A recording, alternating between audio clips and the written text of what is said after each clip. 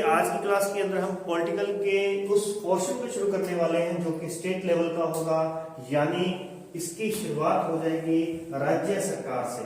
यानी हमारा जो यहाँ पे बनेगा पॉइंट वो बनेगा राज्य सरकार। अब ये राज्य सरकार जो है, राज्य सरकार क्या होता है कि जितनी भी संविधान के बारे में, संविधान में जो भी पॉइंट लिखे गए हैं वो कहीं ना कहीं पॉइंट बना करके उसे सेट किया गया है। तो इसी तरीके से राज्य सरकार के नाम से भाग जो सेट किया गया है, भाग जो बनाया गया वो कौन सा है? भाग 6।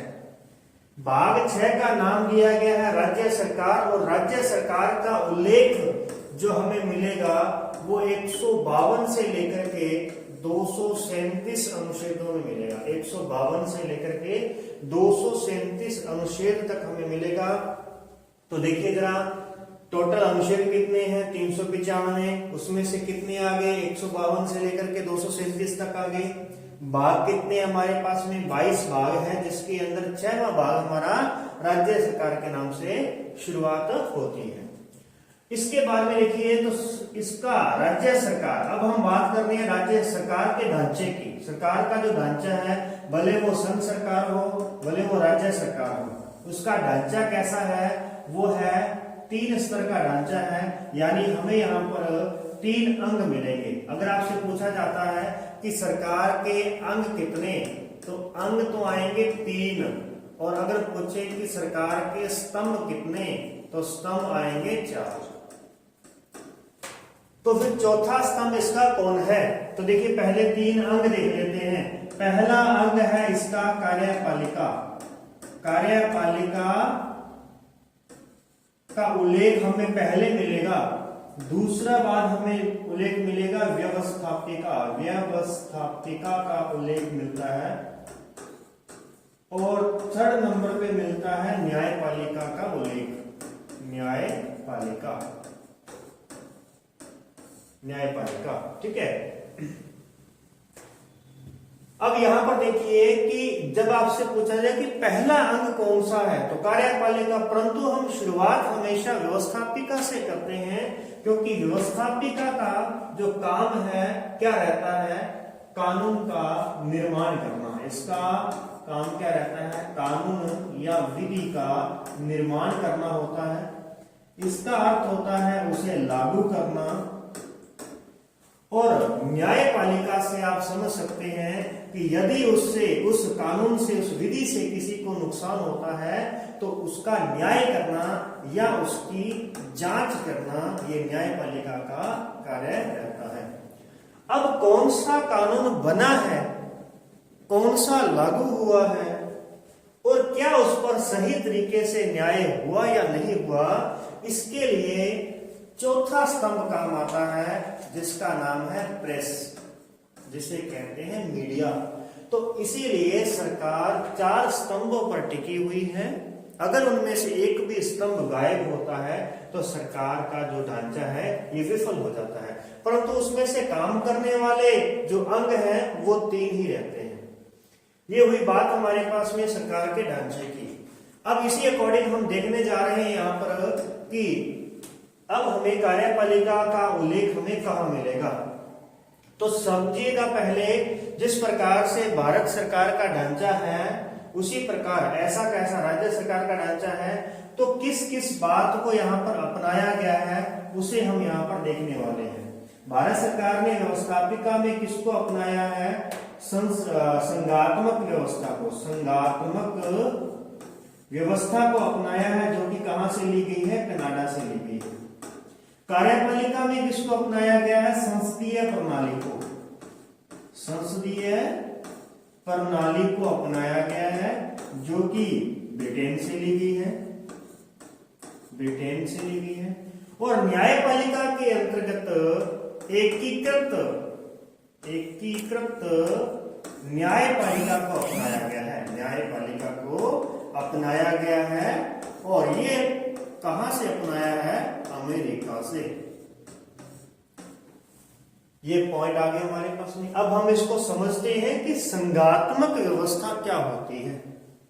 संघात्मक व्यवस्था के तहत जो शक्तियां होती हैं वो बटी हुई रहती है, राज्य और केंद्र के बीच में बटी रहती है, और उसी के अंतर्गत कि प्रत्येक राज्य के अंदर भी क्या रहता है कि यहाँ पर शक्तियां का जो विभाजन है वो किया जाता है, क्या बना करके, संघ सूची, राज्य सूची और समवर्ती सूची बना करके इसका विभाजन किया जाता है। तो अब बात आती है इसके बाद में कि इसके तहत राज्य सूची बना देगी तो उस पर कानून कौन बनाएगा, तो उस पर कानून बनाएगा विधानमंडल। कौन बनाएगा, विधानमंडल यहाँ पर कानून बनाता है। और विधानमंडल एक या, यहाँ पर क्या शब्द आ रहा है, एक या दो सदनों से मिलकर के बना होगा, एक या दो सदनों से मिलकर बना होगा, जिसमें हमारे पास में एक सदन आता है जिसका नाम है विधान परिषद और दूसरा है विधान सभा। तो ये तो ढांचा है किसका, व्यवस्थापिका का। अब बात समझते हैं संसदीय प्रणाली का अर्थ क्या होता है। संसदीय प्रणाली के तहत कार्यपालिका दो प्रकार की होती है। एक होती है नाम मात्र की, जिसे हम संवैधानिक कहेंगे, ठीक है। हालांकि ये नाम मात्र की होती है, तो इसलिए नाम मात्र शब्द यहाँ पर यूज नहीं किया जाता, संवैधानिक शब्द का यूज किया जाता है, संवैधानिक कार्यपालिका। और एक होती है वास्तविक कार्यपालिका, वास्तविक कार्यपालिका। तो संवैधानिक कार्यपालिका का प्रमुख कौन होता है, संवैधानिक कार्यपालिका का प्रमुख राज्यपाल होता है, राज्यपाल। अब संवैधानिक का दूसरा नाम क्या था, नाम मात्र, यानी राज्यपाल यहाँ पर क्या है, नाम मात्र की कार्यपालिका है। तो फिर वास्तविक कार्यपालिका कौन है, तो वास्तविक कार्यपालिका होती है मुख्यमंत्री, मुख्यमंत्री और उसकी मंत्री परिषद, मंत्री परिषद। ये कौन है, वास्तविक कार्यपालिका होती है। तो इसीलिए तो भारत की पहली राज्यपाल जो थी सरोजिनी नायडू के द्वारा क्या कहा गया कि राज्यपाल एक सोने के पिंजरे में बंद पक्षी की तरह है, यानी ठाठ बार तो इसको सोने के हैं, परंतु उस पिंजरे के अंदर ये कैद है, उसका यह अच्छे तरीके से प्रयोग नहीं कर पाता। तो ये बात यहाँ पर लागू होती है। इसके बाद में आता है एकीकृत न्यायपालिका, यानी सर्वोच्च स्तर पर एक ही न्यायालय होगा। अब राज्य स्तर है तो राज्य स्तर पर एक ही न्यायालय होगा जिसका नाम है उच्च न्यायालय, हाई कोर्ट।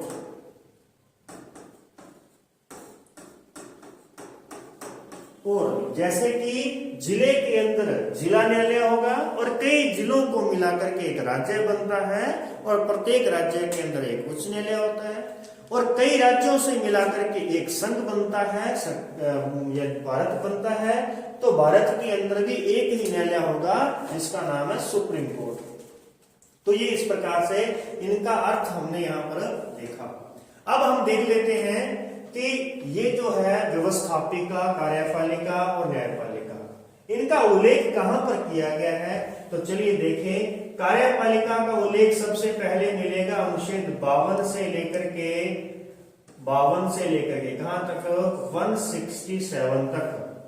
167 तक किसका उल्लेख मिलेगा हमें, कार्यपालिका का।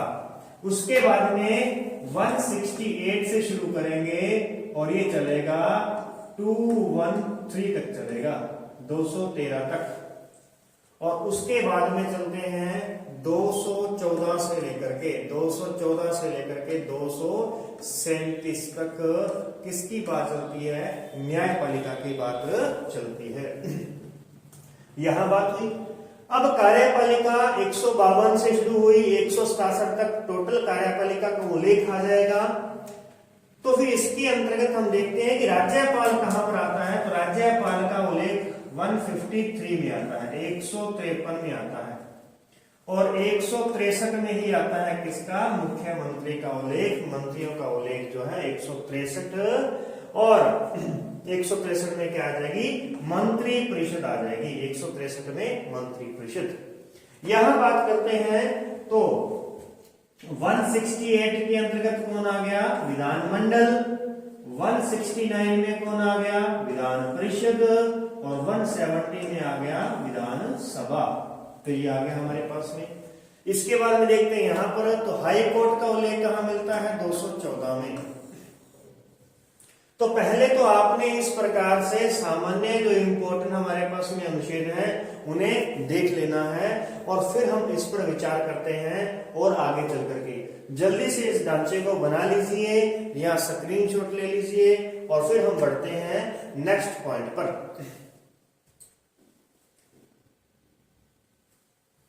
चलिए शुरू करते हैं इसके बाद में कार्यपालिका को। कार्यपालिका, तो कार्यपालिका के अंतर्गत आपने देखा क्या कि कार्यपालिका सरकार का पहला अंग होता है। सरकार का पहला अंग कौन है? कार्यपालिका है। और कार्यपालिका में आपने देखा कि राज्यपाल, मुख्यमंत्री और मंत्रिपरिषद रहेगी। उल्लेख 152 से शुरू करेंगे। तो चलते हैं सबसे पहले 152 में देखते हैं क्या आता है। तो अनुच्छेद 152 में सबसे पहले यहां पर लिखा गया है राज्य शब्द की परिभाषा। राज्य की परिभाषा, जब भी राज्य से संबंधित कोई बात आएगी तो वहां राज्य शब्द की भाषा जरूर बतानी होगी। जैसे जो मूल अधिकार होते हैं वो नागरिकों को प्राप्त होते हैं, और मूल अधिकारों का उल्लेख 12 से 35 तक किया हुआ है। 12 से 35 तक किया है। तो इसमें जो अनुच्छेद 12 है ना, उसमें भी राज्य की परिभाषा है। फिर आता है नीति निर्देशक तत्व, ये किसको दिए गए हैं? राज्य को। तो फिर राज्य की बात आते ही अनुच्छेद 36 में भी किसका उल्लेख मिलेगा? राज्य शब्द का उल्लेख मिलेगा।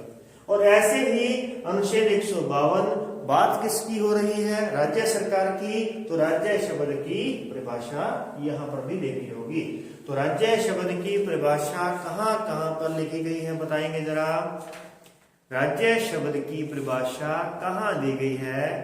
152 यानी राज्य सरकार में भाग 6 में। दूसरी दी गई है मूल अधिकार अनुच्छेद 12 भाग 3 में। और तीसरी है भाग 4 नीति निर्देशक तत्व अनुच्छेद 36 के अंदर। तो कौन सा हुआ? 12 किया 36 और 36 के बाद में 152। अब चलते हैं, शुरुआत करते हैं 153। कौन आ गया? राज्यपाल आ गया है। राज्यपाल, सबसे पहले राज्यपाल। अब ये राज्यपाल कौन होता है? राज्यपाल जैसे राष्ट्रपति देश का प्रथम नागरिक होता है, वैसे राज्यपाल राज्य का प्रथम नागरिक होता है। राज्य का प्रथम नागरिक होता है, प्रथम नागरिक कहलाता है। इसी प्रकार से राज्यपाल जो होता है वो सभी राज्य के जितने भी विश्वविद्यालय हैं उनका कुलाधिपति होता है। कौन होता है? कुलाधिपति कहलाता है। कुलाधिपति, ठीक है। कुलपति नहीं कहलाएगा, कुलाधिपति कहलाएगा, ठीक है। इस प्रकार से चलिए एक बार अपन बात जो करने वाले हैं, फिलहाल अपन इसके अनुच्छेदों को थोड़ा सा अच्छे तरीके से देखते हैं, उन्हें जोड़ते हैं और उन्हें समझते हैं। तो यहां पर देखते हैं 154 में, अब राज्यपाल आया तो किस लालच से लेकर के आए? उसे दे दी राज्य की कार्यपालिका शक्तियां। कार्यपालिका, राज्य की कार्यपालिका शक्तियां किसमें निहित होती हैं? राज्यपाल में निहित होती हैं। ये बात किसमें लिखी है? 154 में। परंतु यह इनका प्रयोग किसकी सहायता से करेगा? मंत्रिपरिषद की सलाह व परामर्श से करेगा। यानी इसकी सभी कार्यपालिका शक्तियों पर अब क्या लगा दी? बंदिश लगा दी। चलिए वापस आते हैं। 53 में आया राज्यपाल, 54 में दे दी उसको ढेर सारी शक्तियां। अब शक्तियां दी तो इस लालच में राज्यपाल आएंगे तो क्या करेंगे? उसको यहाँ पर यहाँ पर हम उसे बिठा देंगे, यानी उसकी नियुक्ति कर देंगे। राज्यपाल की कर दी जाती है नियुक्ति, और नियुक्ति कितने समय के लिए, यानी आ जाएगा कार्यकाल। यहाँ पर आ गया है राज्यपाल का कार्यकाल। कार्यकाल समाप्त हो जाएगा तो क्या करेंगे, तो कार्यकाल समाप्त हो जाएगा तो हमें ये जो कार्यकाल होता है राष्ट्रपति के प्रसाद पर्यंत होता है। तो आगे हमें किसकी बात करनी है, इसकी योग्यता की। योग्यताएं देखनी है। योग्यताएं पूरी होगी तो फिर किसकी बात करनी है, शर्तों की। कुछ शर्तें होंगी तो शर्तें रख देंगे हम उनके सामने। अगर शर्तें भी पूरी हो जाएंगी तो फिर उनको शपथ दिला देंगे, यहाँ पर दिला देंगे शपथ। और अगर अपने यहाँ पर शपथ दिला दी जाती है और शपथ के बाद में अब बात आ जाती है हमारे पास में किसकी, 160। अब आ जाएगा अन्य आकस्मिकताओं में राज्यपाल के कृत्यों का निर्वहन। अन्य आकस्मिकताओं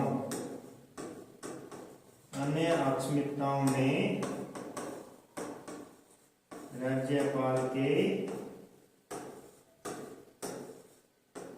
कृत्यों का निर्वहन कौन करेगा।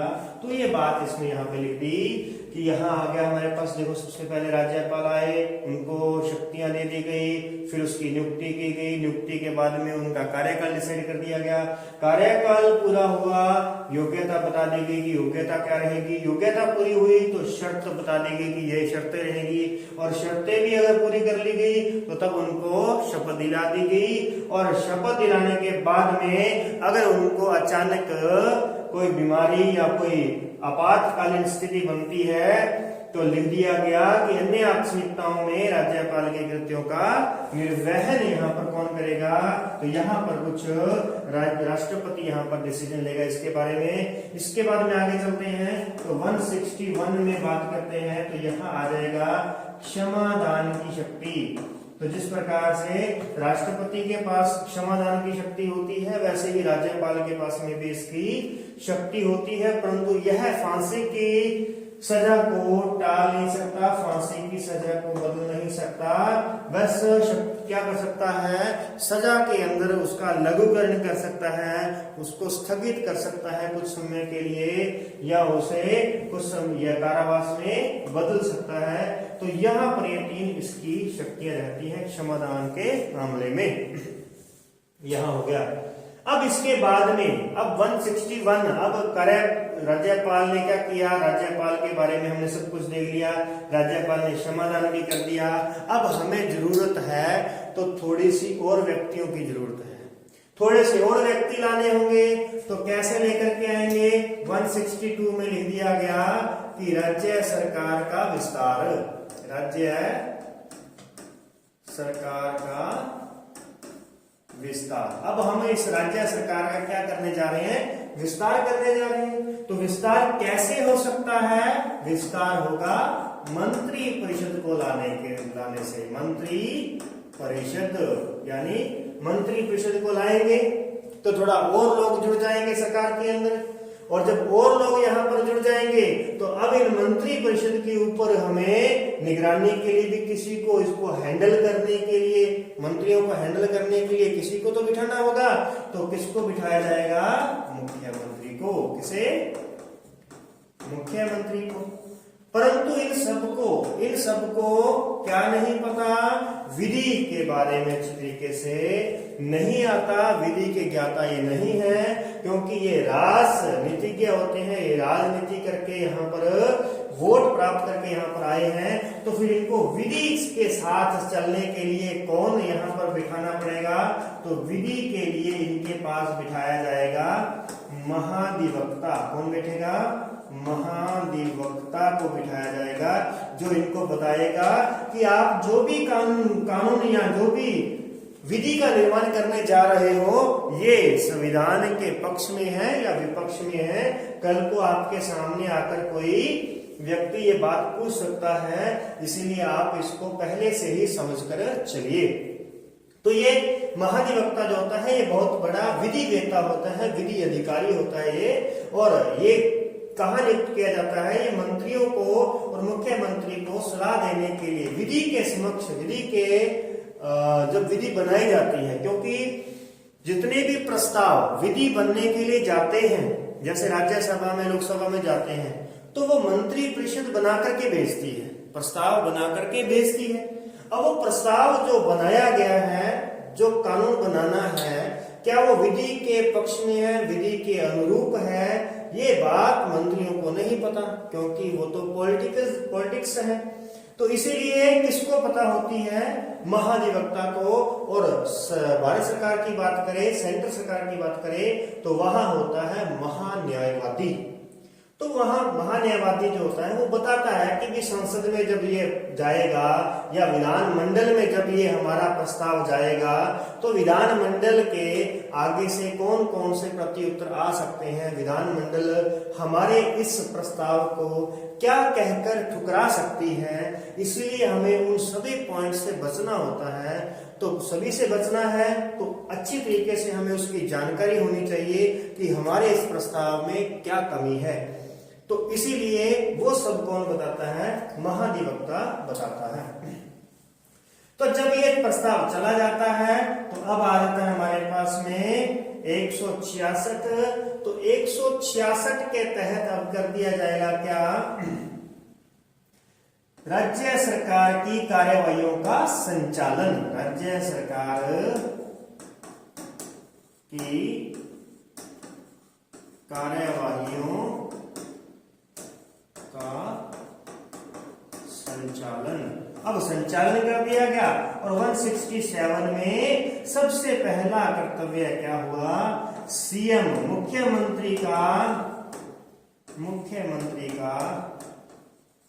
राज्यपाल को सूचना देने संबंधी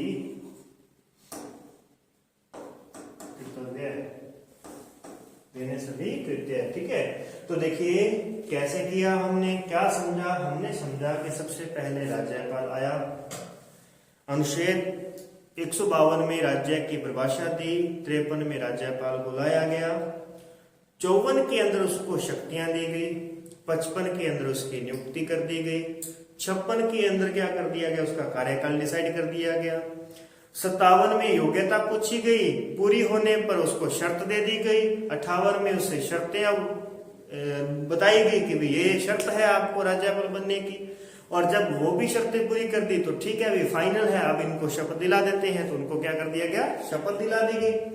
और शपथ दिलाने के बाद में क्या होगा?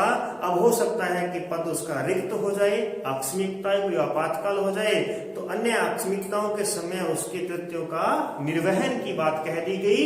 और यहाँ पर अगर हम देखें कौन डिसीजन लेगा, तो राष्ट्रपति क्या करता है, क्योंकि नियुक्ति इसकी कौन कर रहा है? राष्ट्रपति।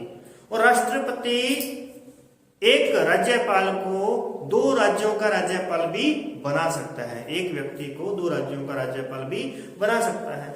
ऐसी सिचुएशन कब आती है? जब कभी आकस्मिक रिक्तियां होती हैं, जब कोई आकस्मिक हो जाती है, राज्यपाल नहीं होता है अपने पद पे, तो तब तक उसका कार्यभार कौन संभालता है? दूसरे साथ के राज्य का राज्यपाल देखता है तब तक कार्यकाल।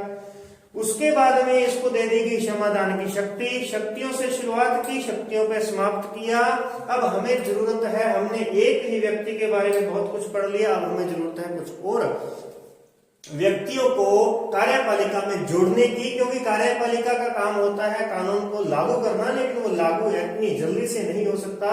इसीलिए सोच विचार के लिए कौन बिठाया है? परामर्श के लिए किसको लाना है? तो हमें राज्य सरकार का क्या करना है? विस्तार करना है। और विस्तार हमने कैसे किया? मंत्री परिषद को लाए। अब मंत्री परिषद के अंदर तो मंत्री होते हैं, और वो मंत्री कितने होते हैं? अगर हम राजस्थान की बात करें तो राजस्थान में 200 एमएलए हैं, 200 का 15% निकाले तो ये बनेगा 30 मंत्री। यानी राजस्थान में कुल कितने मंत्री होंगे? 30 मंत्री हो सकते हैं, अधिक से अधिक। तो इन 30 मंत्रियों को काबू में रखना है, इनको यानी अपनी क्लास में कई बार हो जाता है कि अगर 30 बच्चे हो जाए और क्लास का मॉनिटर नहीं होता है तो क्लास डिस्टर्ब हो जाती है। तो इसीलिए इन पर निगरानी रखने के लिए, इनको काबू में रखने के लिए कौन होता है? एक मुख्यमंत्री होता है, और मुख्यमंत्री सहित यहाँ 30 लोग हो सकते हैं, 30 से अधिक नहीं हो सकते। इसके बाद में बात आती है कि अब इनमें से किसी को भी विधि के बारे में नहीं पता, तो इसलिए किसकी जरूरत है? विधि वेत्ता की जरूरत है। तो राज्य का सर्वोच्च विधि अधिकारी कौन होता है? महाधिवक्ता होता है। राज्य का सर्वोच्च विधि अधिकारी महाधिवक्ता होता है। इसको बिठा दिया, और इसके बाद में अब हो जाएगा राज्य सरकार की कार्यवाहियों का संचालन, यानी कार्यवाहियां शुरू हो जाएंगी। और कैसे शुरू होंगी? मुख्यमंत्री द्वारा राज्यपाल को सूचना देते क्या हो जाएगी? कार्यवाहियां संचालित हो जाएंगी।